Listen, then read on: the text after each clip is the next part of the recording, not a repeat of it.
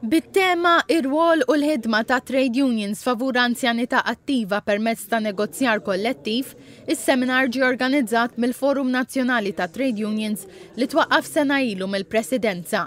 Il-President Mary Louise Colero Preca qalet li trade unions għadhom mhumiex jiffukaw biżżejjed fuq l-anzjanità attiva fuq il-post tax-xogħol. Sostniet li hemm bżonn ta' bidla fil-qafas legali sabiex il-persuni li jaqbżu l-età tal-irtirar u jibqgħu jaħdmu ma jiġux sfruttati fuq il-post tax-xogħol. Appellat lill-unions sabiex jindirizzaw u jagħtu priorità lil din il-forma ta' abbuż.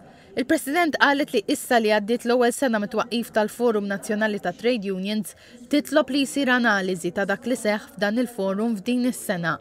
Il-ġerontologu Dr. Marvin Formosa qal li r-riċerkaturi li minn studju tal-Unjoni Ewropea fl-2012 ħareġ li Malta tinsab fil-post ta' qabel tal-aħħar fin-numru ta' nies il fuq minn 55 sena li jkunu għadhom jaħdmu għalkemm hemm xejra biex dan jinbidel.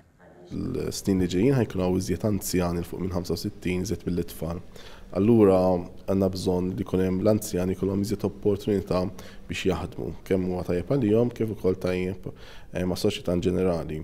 Biex l-ekonomija tal-pajjiż tura l-aħjar, irridu naraw li dawk il-persuni li jew li ma jaħdmux, jew li jaħdmu b'xogħol informali jibdew jaħdmu iżjed fil-labor market formali.